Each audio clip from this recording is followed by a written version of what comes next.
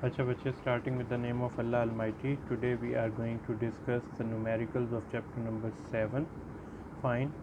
The chapter number 7's numerical are totally based on the theoretical part that we have already discussed in the chapter. Just for the recall purpose, I am going to go through certain things that is the main part of your chapter number 7 and the formulas that we are going to use in order to solve the numericals of chapter number 7. Fine. Chapter number 7 is all about the equity part. Fine. As we know that your capital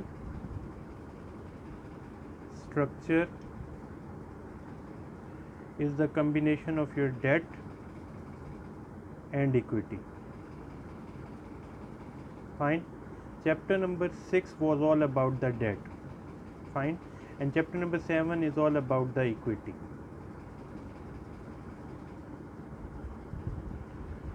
In chapter number 7 we are going to discuss the equity capital of an organization.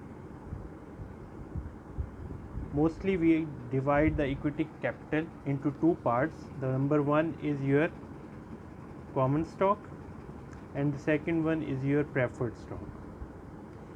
Two things are very much important regarding the common stock and preferred stock. The first one is your price, or you may say the value of equity capital, price and value of common stock, price and value of preferred stock. And the second thing is the cost of equity capital, cost of common stock, cost of preferred stock. Fine.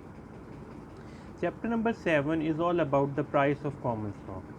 But when we will discuss chapter number 9, you will get an idea regarding the cost of your common stock, cost of preferred stock, and even the cost of your debt equity. Fine. This portion or chapter number 9 was discussed with some of the students and will be discussed in the later chapters and in the later weeks as well. Fine. But chapter number 7 is all about the price of your common stock, price of your preferred stock. Whenever you will deal with the price of your common stock or price of the preferred stock, first of all we have to find the features or the characteristics of your common stock. Fine. As long as the common stock is concerned, we have three common stocks available. The first one is your zero growth, second one is your constant growth,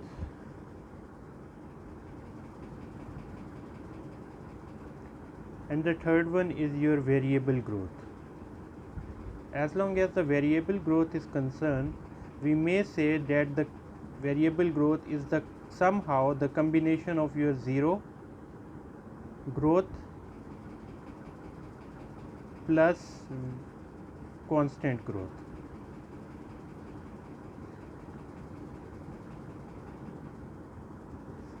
यानी आप ये कह सकते हैं कि variable growth का common stock zero growth और constant growth का सम है, या इसमें दोनों वही फार्मूलाज या वही कॉन्सेप्ट डिस्कस होंगे जो ज़ीरो ग्रोथ और कांस्टेंट ग्रोथ में आएगी.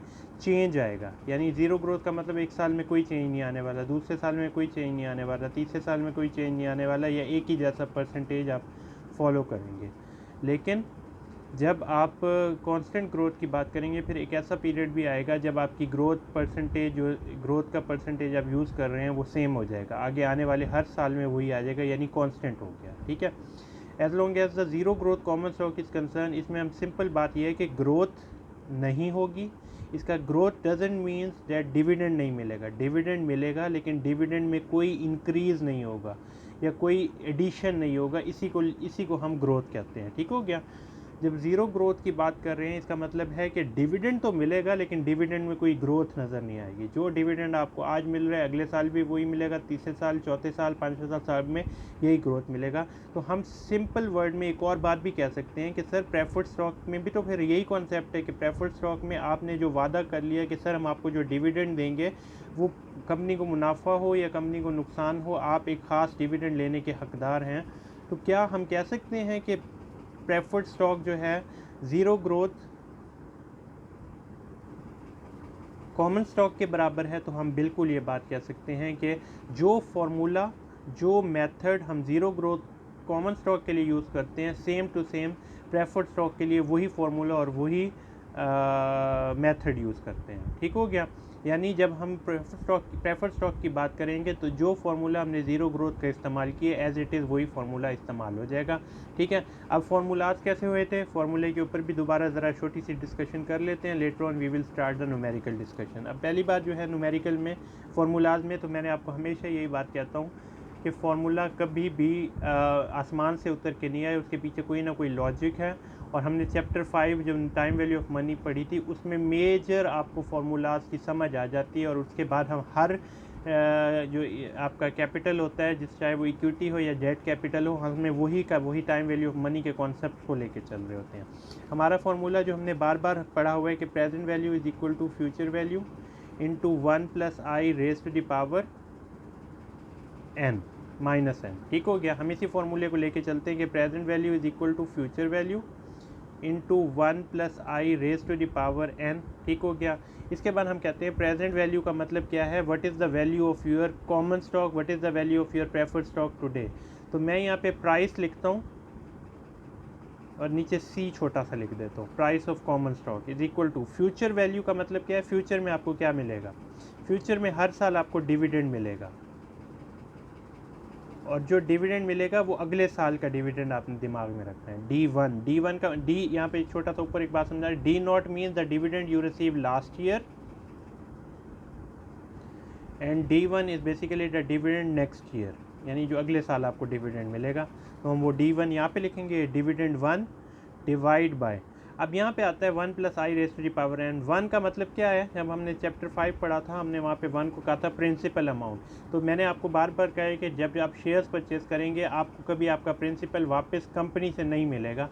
तो कंपनी कभी भी आपको आपका प्रिंसिपल अमाउंट ही नहीं देगी। यानी आप 10 रुपये का अगर शेयर लेंगे तो 10 रुपये आप मार्केट से, तो सेकेंडरी मार्केट से, तो यानी स्टॉक एक्सचेंज से तो ले सकते हैं। कंपनी आपको 1 रुपये अपना कभी भी वापस, या जो प्रिंसिपल अमाउंट है 10 रुपये, वो कभी भी वापस नहीं करेगी। जब कंपनी ने कभी आपको प्रिंसिपल वापस ही नहीं करना तो यहाँ पे जो n का वैल्यू है, यानी number of years of maturity, उसका कॉन्सेप्ट भी ख़त्म हो जाता है। यानी वो जो शेयर्स हैं वो 10 साल चलेंगे, 100 साल चलेंगे, 200 साल चलेंगे, वो शेयर्स कभी मेच्योर नहीं होंगे अनलेस कंपनी वाइंड अप हो जाए या कंपनी किसी स्पेशल कंडीशन में ट्रेडी स्टॉक क्रिएट करे। ट्रेडी स्टॉक का मतलब है अपने ही शेयर्स को परचेज कर ले, लेकिन ये रेयर कंडीशन में होता है। मोस्टली ना कंपनी अपना प्रिंसिपल वापस करती है, ना उसकी मेच्योरिटी होती है शेयर्स की। तो हम यहाँ पे आई के लिए जो हम यूज़ कर रहे हैं ये वो अमाउंट है या ये वो इन्फ्लेशन रेट है जो मार्केट में प्रिवेल करेगा। और हम यहाँ पे हम कहते हैं कि के का नाम दे देते हैं। वैसे आई का नाम भी अक्सर बुक्स में यूज़ किया हुआ है, आप आई का नाम भी अगर लिख लें तो एज इट इज़ वो ठीक हो जाएगा। तो this is basically the concept of your zero growth common stock. तो मैं यहाँ पे दोबारा लिखता हूँ PC is equal to D1/K। ये आपका कॉन्सेप्ट है ज़ीरो ग्रोथ का, यानी ज़ीरो ग्रोथ कॉमन स्टॉक। जब आपसे पूछा जाएगा आपने यही कॉन्सेप्ट बनाना है। आपको डिविडेंड दिया होगा, आपको आई की value, required rate of return की वैल्यू दी होगी और आपने प्राइस निकाल के दिखा देनी है। उसके बाद हम आते हैं अपने कांस्टेंट ग्रोथ के ऊपर। कांस्टेंट ग्रोथ का मतलब क्या है, दोबारा समझते हैं। कांस्टेंट ग्रोथ का मतलब है कि ग्रोथ होगी, यानी डिविडेंड आज अगर 10 मिल रहा है उसमें 10% ग्रोथ का मतलब है अगले साल 11 मिलेगा। अगले साल 11 की 10% ग्रोथ का मतलब है कि 11 का 10% अगले साल आपको 12.1 मिलेगा। यानी ग्रोथ एक ख़ास परसेंटेज ऑफ ग्रोथ ऐड होती रहेगी। दोबारा इस बात को समझ लें, बच्चे यहाँ पे कंफ्यूज हो जाएंगे। बेटा ग्रोथ का मतलब है अगर 10% ग्रोथ है तो आपको 100 रुपये पे 10% एडिशन मिलेगा, यानी 100 का 10% $10, आपको $110 मिलेगी। और अगले साल फिर आपको 10% ग्रोथ मिलेगी, यानी इसी 110 का 10% निकालें तो वो आपको तकरीबन $11 मिलेगा। $11 बनते हैं 10%, तो अगले साल आपको जो डिविडेंड मिलेगा वो 121 मिलेगा। तो यानी हर साल 10% आपकी ग्रोथ कांस्टेंट आ रही है। कांस्टेंट ग्रोथ का मतलब है कि ग्रोथ की परसेंटेज 10%, यानी ग्रोथ का है 10% कांस्टेंट चलता रहेगा। तो ये कॉन्सेप्ट है कांस्टेंट ग्रोथ का। लेकिन हम जब प्रेजेंट वैल्यू निकालते हैं हम फ्यूचर में से वो तमाम फैक्टर्स डिस्काउंटेड फॉर्म में लेते जाते हैं के, और ताकि प्रेजेंट वैल्यू के ये जो चीज़ फ्यूचर में मिलेगी आज उसकी वर्थ क्या है। तो हम जब इसी फॉर्मूले को दोबारा लिखते हैं D1/K, लेकिन उस K में से हम ग्रोथ के फैक्टर को माइनस कर देते हैं, यानी जो इन्फ्लेशन आया था वो इन्फ्लेशन ही सिर्फ रहे, उसमें जो ग्रोथ का फैक्टर इंक्लूड हुआ था वो हमने निकाल देना है। और ये हमारी बात हो गई ज़ीरो ग्रोथ की, ये हमारी बात हो गई कांस्टेंट ग्रोथ की, और इन दोनों को अगर सम अप करें, इन दोनों के फार्मूलाज को इस्तेमाल करेंगे तो हम वेरिएबल ग्रोथ का कॉन्सेप्ट सॉल्व कर लेंगे। और इसके बाद जो हमारा ज़ीरो ग्रोथ प्रेफर्ड स्टॉक की बात करेंगे तो प्रेफर्ड स्टॉक में भी यही सेम फार्मूला लगेगा जैसे मैंने अभी ऊपर आपको ये बात समझाई है कि प्रेफर्ड स्टॉक की वैल्यू निकालने के लिए हमारा ज़ीरो ग्रोथ कॉमन स्टॉक ही का फॉर्मूला ही यूज़ होता है, यानी P, यहाँ पे मैं P फॉर प्रेफर्ड स्टॉक लेते तो पहले मैं C लिख रहा था और अब मैं क्या लिखता हूँ D1 ओवर K। अब यहाँ पे जो D1 है वो हर जगह D0 भी यही है, पिछले साल भी वही डिविडेंड मिला था, D1 भी वही होगा, D2 भी वही होगा, यानी डिविडेंड में कोई चेंज नहीं आ रहा। और जब कुछ चेंज नहीं आ रहा इसका मतलब है वो ज़ीरो ग्रोथ है। ये मैंने सारी बात आपको as long as the theoretical portion और as long as the recollection of your formulas, ये सारी बात हो गई। अब हम न्यूमेरिकल नंबर 1 पे जा रहे हैं, ठीक हो गया। इस चैप्टर का न्यूमेरिकल नंबर 1 अगर हम पढ़ें तो उस पे उन्होंने हमें कहा है कि एस्पिन कोई कॉरपोरेशन है, charter authorizes issuance of 20 lakh shares of common stock, currently 14 lakh shares are outstanding. उन्होंने कहा कि हमने जब कंपनी को ऑथराइज़ कराया, कंपनी को रजिस्टर करवाया तो 20 लाख शेयर्स को हमने ऑथराइज़ कराया था, जिसमें से 14 लाख शेयर्स हमने आउटस्टैंडिंग में रखे हैं। 1 lakh shares are being held as a treasury stock. Treasury stock का कॉन्सेप्ट मैं दोबारा बता दूं कि जब आप अपने ही शेयर्स को मार्केट से किसी वजह से ख़रीदते हैं तो उन शेयर्स को, वो होते आप ही के शेयर्स हैं लेकिन उनके लिए जो नाम याद करते हैं वो ट्रेजरी का वर्ड यूज़ करते हैं, ट्रेजरी स्टॉक, ठीक है। तो आपके 20 लाख शेयर से 14 लाख इस वक्त मार्केट में मौजूद हैं और 1 लाख आपने अपने पास रखे हुए हैं। The firm wishes to raise the 48 million for a plant expansion. उन्होंने कहा हमें एक नई प्लांट एक्सपेंशन के लिए 48 मिलियन चाहिए। Discussion with its investment banker indicate that the sale of the new common stock will net the firm $60 per share. उन्होंने कहा अगर हम नए शेयर्स को बेचेंगे तो हमें $60 पर शेयर मिल जाएंगे, ठीक हो गया। तो अब हम यहाँ पे रिक्वायरमेंट नंबर ए पढ़ते हैं। कहते हैं what is the maximum number of shares of common stock that the firm can sell without receiving further authorization from the share holder. वो कहते हैं अगर हम और शेयर्स को ऑथराइज़ ना करवाएं और अब करंट सिचुएशन में चलें तो हमारे पास हम कितने शेयर्स को इशू करने के लिए के काबिल है। What is the maximum number of new shares common stock that firm can sell. तो हम कितने शेयर्स को सेल कर सकते हैं। हमने जब पहली ऑथराइजेशन कराई थी वो कराई थी 20 लाख शेयर्स की, डेट वॉज 20 लाख शेयर्स, जिनमें से 14 लाख शेयर्स अभी भी मार्केट में मौजूद हैं। तो हमारे पास बाकी शेयर्स कितने रह गए, 6 लाख शेयर्स जो हैं वो हमारे पास इन हैंड हैं। इन 6 लाख शेयर्स में से 1 लाख शेयर्स जो आपके ट्रेजरी स्टॉक पे थे और 5 लाख शेयर्स आपके अनइशूड शेयर्स थे। बस आपने ये बता देना है इस रिक्वायरमेंट की, इसके अंदर क्वेश्चन के अंदर रिक्वायर्ड फॉर्म में कि सर हमारे पास 6 लाख जो शेयर्स हैं वो मैक्सिमम नंबर ऑफ़ शेयर्स हम मार्केट में इशू कर सकते हैं। ये हमारा ए पार्ट हो गया। इसके बाद बी पार्ट पढ़ें। वो कहते हैं कि judging on the basis of the data given and you are finding in part A, will the firm be able to raise the needed funds without receiving further authorization। उन्होंने कहा अगर हम 48 million अगर हमें टोटल पैसे चाहिए, क्या हम कंपनी के इन्हीं शेयर्स के ऊपर या कंपनी के शेयर्स के ऊपर डिपेंड करके क्या हम अपने लिए पैसे जनरेट कर सकते हैं। तो इसमें सिंपल सी एक छोटी सी मैथमेटिकल फॉर्म में आपने एक सोल्यूशन करना है कि 48 मिलियन ये आपके पास टोटल अमाउंट डॉलर अमाउंट चाहिए और हर शेयर को जब आप बेचेंगे वो $60 का है। तो टोटल नंबर ऑफ़ शेयर्स जिससे आप ये पैसे इकट्ठे कर सकते हैं वो हैं 8 लाख शेयर्स। अगर आप इसको इस पर डिवाइड करें तो आपका आंसर 8 लाख शेयर्स आएगा। तो अब हमें टोटल ये 48 लाख को जमा करने के लिए 8 लाख शेयर्स चाहिए। जिसे ये बात थोड़ी समझ नहीं आई वो सिंपल यूँ करें कि 8 लाख शेयर्स को मल्टीप्लाई करें $60 से तो उसे टोटल 48 मिलियन का आंसर आ जाएगा। यानी 48 मिलियन वो अमाउंट है जो हमें चाहिए और इसके लिए कितने शेयर्स चाहिए, 8 लाख शेयर्स चाहिए। जबकि कंपनी के पास कितने शेयर्स हैं, 6 लाख शेयर्स हैं। कंपनी के पास ये 6 लाख 5 ज़ीरोज़ हैं, ठीक है। कंपनी के पास 6 लाख शेयर्स हैं। तो कंपनी के पास हैं 6 लाख शेयर्स, जबकि इतने पैसे 48 लाख को क्रिएट करने के लिए उन्हें टोटल 8 लाख शेयर्स चाहिए। तो it means no sir we are unable to generate the required capital from 6 lakh shares. We need to authorize 2 lakh more shares. दोबारा मेरी बात समझें कि हमारे पास जो शेयर्स हैं वो 6 लाख हैं, जबकि हमें 8 लाख शेयर्स चाहिए इतने 48 लाख को क्रिएट करने के लिए, यानी 2 लाख शेयर्स की डेफिसिट है, और हम यहाँ पे यही लिखेंगे कि 2 lakh shares more required by the company.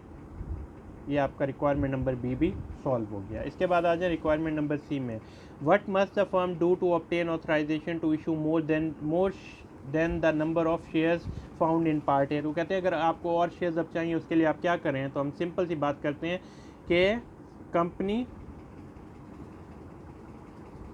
Will get permission from share holders, अपने शेयर होल्डर से इजाज़त लेंगे, and will register 2 lakh shares from registrar. Company का जो रजिस्ट्रार है उससे 2 लाख शेयर और रजिस्टर करवाएंगे। That is requirement problem number 7-1। ये हमने प्रॉब्लम नंबर 7-1 डिस्कस कर लिया, ठीक हो गया। इसके बाद आते हैं प्रॉब्लम नंबर 7-2 पे। प्रॉब्लम नंबर 7-2 हम स्किप कर देंगे। फिर आते हैं प्रॉब्लम नंबर 7-3 पे। 7-3 में उन्होंने हमें 2 बताए हैं, कम्युलेटिव प्रेफर्ड स्टॉक और नॉन कम्युलेटिव प्रेफर्ड स्टॉक। इससे पहले कि मैं इसे समझाऊँ, इससे आपको एक आइडिया होना चाहिए कि प्रेफर्ड स्टॉक में 2 टाइप्स होती हैं। कम्युलेटिव मीन्स इकट्ठे किया हुआ, और नॉन कम्युलेटिव मीन्स जिसमें इकट्ठा ना किया हो। अब इसमें छोटी सी बात आप समझने वाली है कि क्योंकि हमने प्रेफर्ड स्टॉक होल्डर्स से या शेयर होल्डर्स से प्रॉमिस किया था कि सर हम आपको फॉर एग्जांपल आप हमारे 10 रुपये का एक शेयर आज ख़रीद लें $10 का, तो हम आपको $2 डिविडेंड देंगे, ठीक है। ये कंपनी ने अपने शेयर होल्डर से वादा किया, ठीक है। अब at the end of the year 1 आपको लॉस हो गया, तो आपका $2 डिविडेंड आप इस साल नहीं दे सके। जब आप कम्युलेटिव प्रेफर्ड स्टॉक होल्डर को से बात करेंगे तो ईयर 2 में जब आपको प्रॉफिट होगा तो आप पहले $2 देंगे ऑफ ईयर 1 और फिर $2 देंगे ऑफ ईयर 2, यानी जो कम्युलेटिव होता है उसमें पिछले साल का डिविडेंड भी आपको मिल जाता है। जबकि अगर नॉन कम्युलेटिव प्रेफर्ड स्टॉक की बात की जाए तो पहले साल जब आपको लॉस हुआ तो उसका डिविडेंड $2 नहीं दिया और वो कभी भी आप नहीं देंगे। जब ईयर 2 में प्रॉफिट होगा तो सिर्फ ईयर 2 का $2 डिविडेंड देंगे। तो ये डिफरेंस है कम्युलेटिव और नॉन कम्युलेटिव में, ठीक हो गया। अब हम प्रॉब्लम नंबर 3 पे वापस आते हैं। प्रॉब्लम नंबर 3 में वो कहते हैं कि हमारा जो प्रेफर्ड शेयर है वो कम्युलेटिव है, पार वैल्यू 80 है, डिविडेंड पर शेयर हमने $5 देना है, और पीरियड्स ऑफ डिविडेंड पे पास जितने हमने पीरियड्स ऑफ डिविडेंड जो गए हमने नहीं दिए उन्हें, वो 2 पीरियड पहले गुजर गए हैं। तो इस साल जब आप डिविडेंड देंगे तो आपको पहले $5 अगर आपने डिविडेंड देना है, $5 ऑफ ये पहले पीरियड का, 2 पीरियड पास हुए हैं, $5 ऑफ पीरियड 2 और $5 ऑफ करंट ईयर, या ये जो थर्ड ईयर या जो करंट ईयर गुजर रहे जिसमें आप ये बात करें कि पहले 2 साल पास हो चुके हैं तीसरा, तो आपको टोटल $15 का डिविडेंड देना पड़ेगा। ये हमने केस ए डिस्कस किया है 7-3 का। फिर केस बी पे आ जाएं, उसमें नॉन कम्युलेटिव मीन कोई अगर यहाँ पे नंबर ऑफ ईयर्स या number of periods of dividend pass 3 है तो हमें क्या लेना देना। नॉन कम्युलेटिव मतलब जितने मर्जी पीरियड पास हो जाए, हमने सिर्फ इस साल का डिविडेंड देना है। तो इस साल का डिविडेंड क्या है, 8% ऑफ योर पार वैल्यू। तो आप सिंपल निकालने के $110 का या $110 का आपका डिविडेंड है, उसका 8% आप निकाल लें तो डेट इज़ इक्वल टू $8.8। तो हम सिर्फ $8.8 का डिविडेंड देंगे क्योंकि ये नॉन कम्युलेटिव है, पिछले साल दिए नहीं दिए, पास हुए नहीं हुए, इससे हमें कोई सरोकार नहीं है, हमने सिर्फ इस साल का डिविडेंड देना है। जब हम आते हैं इसके बाद पार्ट सी पे, वो भी नॉन कम्युलेटिव है, इसमें नंबर ऑफ ये पीरियड जो पास हो चुके हैं वो 1 है। इसका मतलब हमें कोई लेना देना नहीं है कि कितने पीरियड पास हुए हैं, हम इस साल का डिविडेंड जो कि $11 है तो हम $11 का डिविडेंड दे देंगे। पार्ट डी में आते हैं, फिर कम्युलेटिव आ गया, कितने पीरियड पास हो चुके हैं, 4 पीरियड पास हो गया। पहले तो हम करते हैं कि कितना डिविडेंड देना है, तो हम यहाँ पे $60 का 8.5% कैलकुलेट कर लेते हैं। जो भी आपका आंसर आएगा उसे आपने मल्टीप्लाई कर देना है, 4 पीरियड पहले पास हो चुके हैं और करंट ईयर 5, तो आपका जो भी आंसर आएगा उसे आपने 5 से मल्टीप्लाई करने हैं। 4 जो पीरियड गुजर चुके हैं और ये जो करंट पीरियड चल रहा है इसका डिविडेंड वो आपने 5 से मल्टीप्लाई करना है, तो आपका जो आंसर आएगा डेट इज़ 25.50। ये आपका डी पार्ट हो गया। उसके बाद आपका ई पार्ट पे आते हैं, ठीक है। ई पार्ट में हमने सिंपल सी बात ये करनी है कि ये भी कम्युलेटिव है, कम्युलेटिव के अंदर और 9% ऑफ $90 पार वैल्यू उसने हमसे शेयर्स परचेज़ किया था और उसका 9% हमने उसे डिविडेंड देना है, तो आपके पास एक ख़ास आंसर आ जाएगा। और पिछला पीरियड जो पहले पीरियड पास हुए हैं वो ज़ीरो, कोई पीरियड पहले वाला पास नहीं हुआ, ठीक है। तो यानी हमने सिर्फ इसी साल का देना है, तो आपका जो आंसर आएगा $8.10 आएगा। ये आपका प्रॉब्लम नंबर 3 भी सॉल्व हो गया, ठीक है। इसके बाद हम आते हैं प्रॉब्लम नंबर 4 के ऊपर। 7-4 आपका जो है वो हम स्किप कर रहे हैं, ठीक हो गया। इसके बाद हम 7-5 पे आते हैं, ठीक हो गया। 7-5 में उन्होंने हमें ज़ीरो ग्रोथ कॉमन स्टॉक बताया। ज़ीरो ग्रोथ कॉमन स्टॉक का फॉर्मूला होता है प्रेफ PC is equal to D1/K minus K। Zero growth है तो बस यही हमने 3 चीज़ें ढूंढनी है। एक डिविडेंड ढूंढना है ऑफ नेक्स्ट ईयर। अच्छा, अगर आपके पास पिछले साल का डिविडेंड दिया हो और आपको ग्रोथ रेट दिया हो, तो हम डिविडेंड नेक्स्ट ईयर का कैसे निकालेंगे कि पिछले साल में 1 प्लस ग्रोथ परसेंटेज ऐड कर देंगे, ठीक है। तो आपके पास ये D1 आ जाया करेगा। तो हम इसे देख लेते हैं। अब हमारी रिक्वायरमेंट नंबर पहले पढ़ लेते हैं। Scotto manufacturing is a manufacture mature firm in the machine tool component industry. The firm recent common stock dividend was 2.40 पर शेयर। मोस्ट रिसेंट जो डिविडेंड है वो 2.40 है।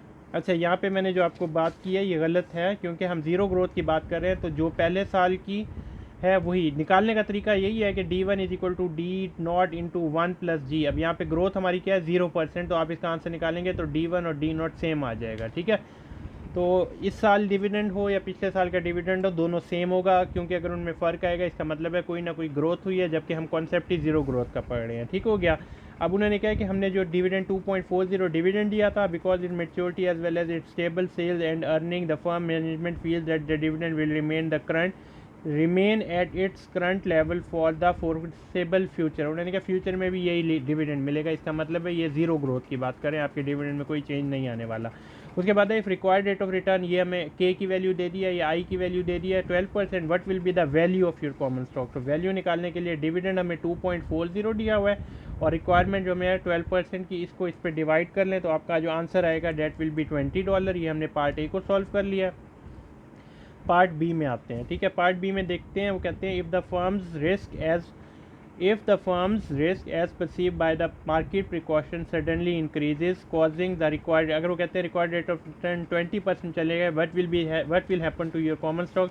हम दोबारा कॉमन स्टॉक की वैल्यू निकालते हैं। D/K। डी की वैल्यू आपकी सेम है 2.40 डिवाइड बाई K की वैल्यू आप 20% कर देते हैं, ठीक है। और इसके बाद जो आपका जवाब आएगा डेट इज़ $12। तो आपका $12 का जवाब आ गया। रिक्वायरमेंट नंबर बी भी सॉल्व हो गया। सी पार्ट पे आओ, वो कहते हैं कि judging on the basis of your finding in part A and be what impact does the risk have on value. तो आपकी रिस्क पे क्या इंक्रीज आया। तो आप सिंपल सी बात ये लिखेंगे कि जब रिक्वायर्ड रेट ऑफ रिटर्न बढ़ जाता है, यानी आपका जो रिक्वायर्ड रेट ऑफ रिटर्न, ये देखें आर की वैल्यू, आर का नाम दे दें, के का नाम दे दें, आई का नाम दे दें, बच्चे आपके ऊपर है, इट्स अप टू यू, ठीक है। 12% से बढ़ के 20% हुआ तो हमारी प्राइस क्या हो गई है, कम हो गई। 12% पे 20 था, जब हमने ये 12 से लेकर 20 पे आए तो हमारी प्राइस डिक्रीज़ हो गई है। तो ये रिलेशनशिप है, यही आपने लिख देना कि रिक्वायर्ड रेट ऑफ रिटर्न के बढ़ने से प्राइस आपकी वैल्यू की डिक्रीज़ हो जाती है। इसके बाद हम प्रॉब्लम नंबर 6 पार्ट इसका करते हैं, ठीक है।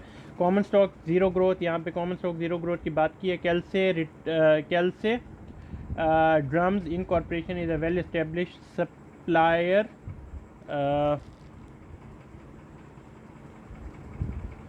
supplier of the fine precaution instrument to orchestras all over the United States. The company Class A common share has paid a dividend of $5 per share per year for 15 years. उन्होंने कहा 15 सालों से हम $5 पर शेयर डिविडेंड दे रहे हैं। Management expect to continue, आज भी वो यही एक्सपेक्ट करें कि यही चीज़ कंटिन्यू रहेगी, यानी ग्रोथ आप देख लें ज़ीरो आने वाली है।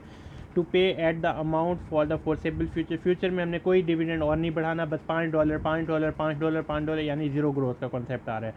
Sally tool board purchase 100 shares of the Kelly class A common stock 10 year ago. Kelsey जो थी एक बंदी, उसने क्लास ए कॉमन